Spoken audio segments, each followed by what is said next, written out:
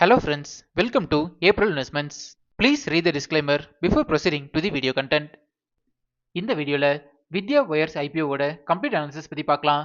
இந்த கம்பெனி 1981ல இன்கார்பரேட் பண்ணிருக்காங்க அண்ட் இவங்க வந்து வைண்டிங் அண்ட் கண்டக்டிவிட்டி ஆபரேஷன்ஸ்க்கு தேவைப்படுற காப்பர் அண்ட் அலுமினியம் ஒயர்ஸை மேனுஃபேக்சரிங் அண்ட் மார்க்கெட்டிங் பிசினஸ்ல இருக்காங்க.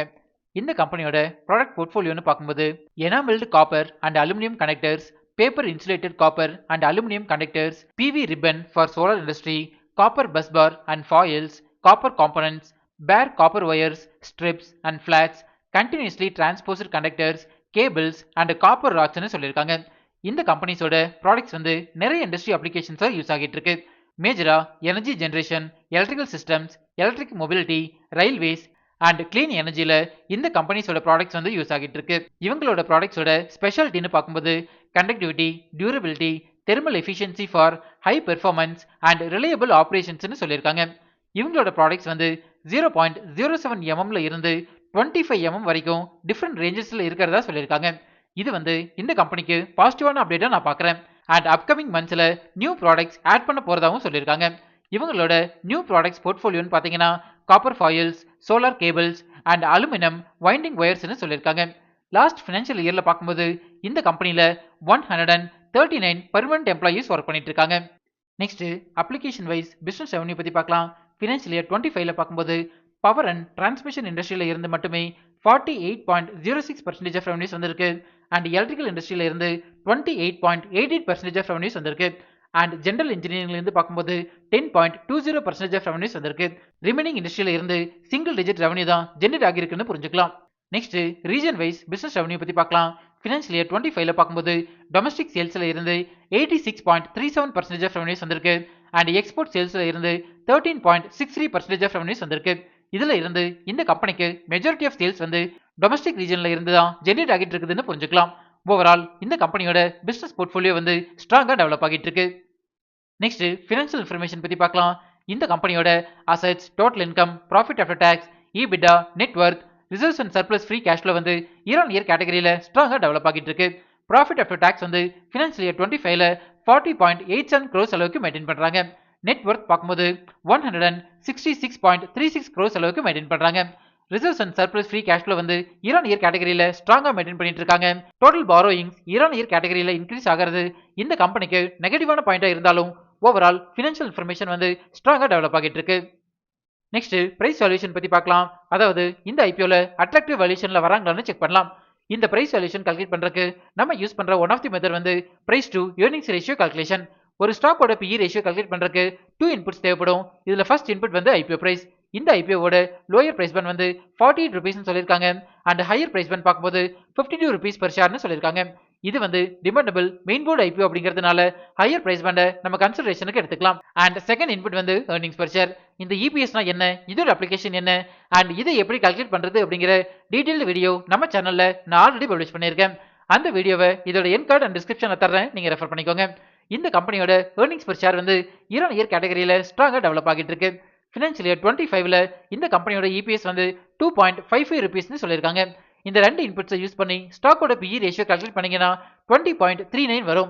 இப்போ இந்த ஸ்டாக் PE ரேஷியோவை வைண்டிங் ஒயர்ஸ் மேனுஃபேக்சர் பண்ற இண்டஸ்ட்ரி ஆவரேஜ் PE ரேஷியோவோட கம்பேர் பண்ணலாம்.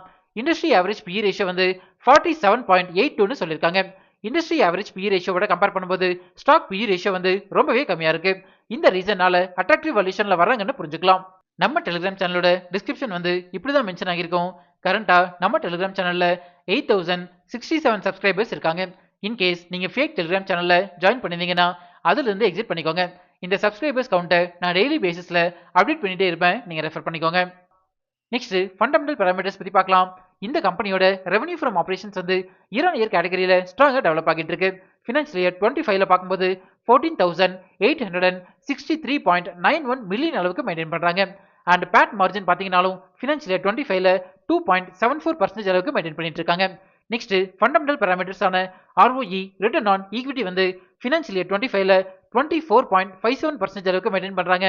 And return on capital employed ROCE percentage வந்து ஃபினான்ஷியல் இயர் 25ல 19.72% அளவுக்கு மெயின்டைன் பண்றாங்க. ஜெனரலா இந்த ரெண்டு பேராமீட்டர்ஸுமே 15% மேல இருந்தாலே ஃபண்டமெண்டலி ஸ்ட்ராங் கம்பெனின்னு நான் சொல்லியிருக்கேன். And dept to equity ratio வந்து ஃபினான்ஷியல் இயர் 25ல 0.88 டைம்ஸ் அளவுக்கு மெயின்டைன் பண்றாங்க. ஜெனரலா டெப்ட் டு ஈக்விட்டி ரேஷியோ வந்து 1 ஆர் 1க்கு கீழே இருந்ததுன்னா ஃபண்டமெண்டலி ஸ்ட்ராங் கம்பெனின்னு நான் சொல்லியிருக்கேன். நெக்ஸ்ட் டிவிடெண்ட் டீல்ஸ் பத்தி பார்க்கலாம். இது வரைக்கும் இந்த கம்பெனி எந்த டிவிடெண்டுமே கொடுத்ததில்ல. நெக்ஸ்ட் பியர் அனாலிசிஸ் பத்தி பார்க்கலாம். வைண்டிங் ஒயர்ஸ் மேனுஃபேக்சர் பண்றதுல இந்த கம்பெனிக்கு லிஸ்டட் பியர்ஸ் பார்க்கும்போது Prysmian wires, Ramaratna wires and Apar industries இவங்களோட லிஸ்டட் பியர்ஸ் கூட கம்பேர் பண்ணும்போது ரெவன்யூ ஃப்ரம் ஆபரேஷன்ஸ்ல இந்த கம்பெனி ரொம்பவே சின்ன கம்பெனியா இருக்காங்க. பட் ஃபண்டமெண்டல் பாராமீட்டர்ஸ்ல காம்படிட்டிவ் அட்வான்டேஜ் மெயின்டைன் பண்றாங்க. நெக்ஸ்ட் இண்டஸ்ட்ரியல் அனாலிசிஸ் பத்தி பார்க்கலாம். வைண்டிங் ஒயர்ஸோட ரெக்யர்மெண்ட் வந்து இந்தியா அண்ட் குளோபல்ல நல்லாவே டெவலப் ஆகிட்டு இருக்கு. பிகாஸ் இந்த வைண்டிங் ஒயர்ஸ் வந்து நிறைய அப்ளிகேஷன்ஸ்ல யூஸ் ஆகிட்டு இருக்கு.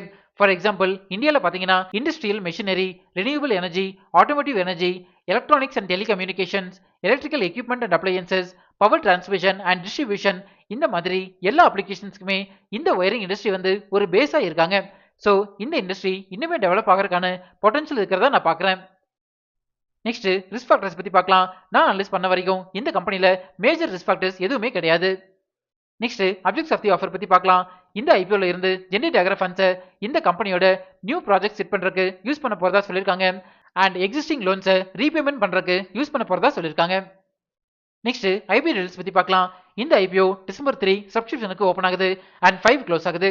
Face value ₹1 per share. ஒரு லாட்டுக்கு 288 ஷேர்ஸ் வரைக்கும் நீங்க அப்ளை பண்ணலாம். இந்த ஐபிஓவோட டோட்டல் இஷ்யூ சைஸ் வந்து 300 crores அண்ட் இதுல 274 crores அளவுக்கு ஃப்ரெஷ் இஷ்யூ இருக்கிறதா சொல்லியிருக்காங்க. நெக்ஸ்ட் இம்பார்ட்டன்ட் டைம்லைன் பத்தி பார்க்கலாம். டென்டேட்டிவ் அலாட்மெண்ட் வந்து டிசம்பர் 8 நமக்கு தெரிஞ்சிடும். நம்ம April announcements Telegram and Instagram சேனல்ல நான் லிங்க் அப்டேட் பண்றேன், நீங்க ரெஃபர் பண்ணிக்கோங்க. இந்த ஐபிஓவோட டென்டேட்டிவ் லிஸ்டிங் டேட் வந்து டிசம்பர் 10. நெக்ஸ்ட் ப்ரொமோட்டர் ஹோல்டிங் பத்தி பார்க்கலாம். ப்ரீ இஷ்யூ ஹோல்டிங் வந்து 99.91% அளவுக்கு மெயின்டைன் பண்றாங்க. போஸ்ட் இஷ்யூ ஷேர் ஹோல்டிங் பத்தி இன்னும் எந்த அப்டேட்டுமே கொடுக்கல. யூசுவலா போஸ்ட் இஷ்யூ ஷேர் ஹோல்டிங் வந்து 75%க்கு கீழே இருந்ததுன்னா ஸ்டாக் லிஸ்ட் ஆகி 1 இயருக்கு அப்புறம் ஸ்ட்ராங் செல்லிங் ப்ரெஷர்ல வராதுன்னு புரிஞ்சுக்கலாம். ஃபைனலா வித்யாவர்ஸ் ஐபிஓவோட ஏப்ரல் அனௌன்ஸ்மெண்ட்ஸ் ரிப்போர்ட் கார்டு பத்தி பார்க்கலாம். Company portfolio, financial results, fundamentals, price valuation and business risk ஃபேக்டர்ஸுக்கு பாசிட்டிவ் ரேட்டிங் கொடுத்திருக்கேன். பியர் கம்பேரிசன் அண்ட் இஷ்யூ டைப்புக்கு நியூட்ரல் ரேட்டிங் கொடுத்திருக்கேன். கரண்டா இந்த ஐபிஓ வந்து ₹8 பாசிட்டிவ் ஜிஎம்பில ட்ரேட் ஆகிட்டு இருக்கு. அதாவது அரௌண்ட் 15% அளவுக்கு லிஸ்டிங் கெயின் கொடுக்கறதுக்கான சான்சஸ் அதிகமாகவே இருக்கு. பட் இந்த ஜிஎம்பி வேல்யூ வந்து நிஃப்டி 50யோட ஃபிளக்சுவேஷன்ஸ்க்கு ஏற்ற மாதிரி மாடிஃபை ஆகிட்டு இருக்குன்னு புரிஞ்சுக்கலாம். இந்த ஜிஎம்பி வேல்யூவோட டைம் டு டைம் அப்டேட்ஸை நம்ம டெலிகிராம் சேனல்ல நான் அப்டேட் பண்ணிட்டே இருப்பேன், நீங்க ரெஃபர் பண்ணிக்கோங்க. ஃபைனலா நான் வந்து இந்த ஐபிஓல என்னோட ஃபேமிலி மெம்பர்ஸோட 4 டிமெட் அக்கௌண்ட்ல இருந்துமே நான் அப்ளை பண்ண போறேன். நீங்க இந்த ஐபிஓல அப்ளை பண்ண போறீங்களா இல்லையா அப்படிங்கறத நம்ம கமெண்ட்ஸ்ல சொல்லுங்க. இப்போ நம்ம சேனல் வந்து இன்ஸ்டாகிராம்லயும் ஆக்டிவா இருக்கும். ஸ்கிரீன்ல தெரியற இந்த லிங்கை ஸ்கேன் பண்ணி இன்ஸ்டா சேனல்ல ஃபாலோ பண்ணிக்கோங்க. இன்ஸ்டாகிராம்ல உங்களோட டவுட்ஸ் அண்ட் பர்சனல் மெசேஜஸை எனக்கு டைரக்டாவே சென்ட் பண்ணுங்க. நம்ம இன்ஸ்டால டிஸ்கஸ் பண்ணலாம்.